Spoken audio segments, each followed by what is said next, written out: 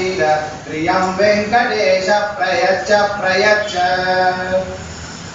वनमाली गणेशान्वी शङ्की चक्री च नन्दनी श्रीमान्नारायणो विष्णुर्वासुदेवो विरक्षतु श्रीराम राम रामेति रमे रामे मनोरमे सहस्रनाम तत्तुल्यं राम नाम वरानने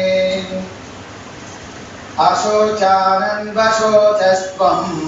प्रज्ञावादांश्च भाषसे गतासु न गतासूंश्च नानुशोचन्ति पण्डिताः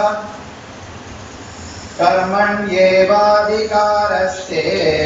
मा फलेषु कदाचन मा कर्मफलहेतुर्भूः मा ते सङ्गोऽस्त्वकर्मणि सर्वधर्मान् परित्यज्य मामेकं शरणं व्रज अहं त्वा सर्वपापेभ्यो मोक्षयिष्यामि मा शुचः अथ योगानुशासनम् योगश्चित्तवृत्तिनिरोधः तदा द्रष्टुस्वरूपे अवस्थानम् सत्त्वपुरुषयो शुद्धिसाम्ये कैवल्यमिति सर्वे भवन्तु सुखिनः सर्वे सन्तु निरामयाः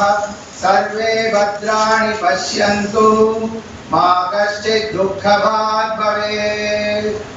असतो मा सद्गमय तमसो मा ज्योतिर्गमय मृत्योर्मा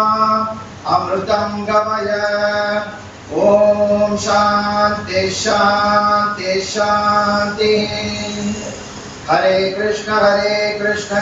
कृष्ण हरे हरे हरे राम राम राम हरे हरे